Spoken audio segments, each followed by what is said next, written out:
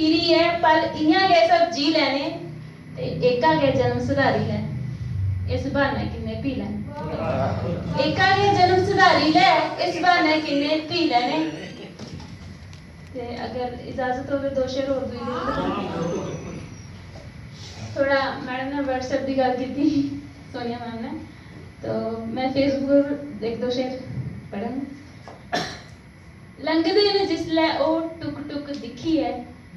ओ ही जंदा चारे मिगी त्रुक त्रुक दिखी है बहुत अच्छा है बहुत अच्छा है बहुत अच्छा मतलब है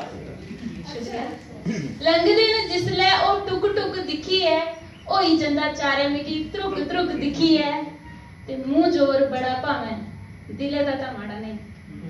मुंह जोर बड़ा भावें दिले दा तां माड़ा नहीं चाचियो नहीं उसी ओदी भुल चुक दिखी है मुंह जोर बड़ा भावें दिले दा तां माड़ा नहीं चाचियो नहीं उसी ओदी भुल चुक दिखी है ते पुछने की हाल अज घर कौन आंदा है पुछने की हाल अज घर कौन आंदा है सुख सांद लभी जांदा फेसबुक दिखी शुक्रिया कि पुछने की हाल अज घर कौन आंदा है सुख सांद लभी जांदा फेसबुक दिखी है और मेरे प्यारे लीडर ने नायक शेर पढ़ा कि लहू जेके मानू एदा चूसी चूसी फिटे दे लहू जेके मानू एदा चूसी चूसी फिटे दे आउंदा है ख्याल आउंदा मिकी चुक दिखी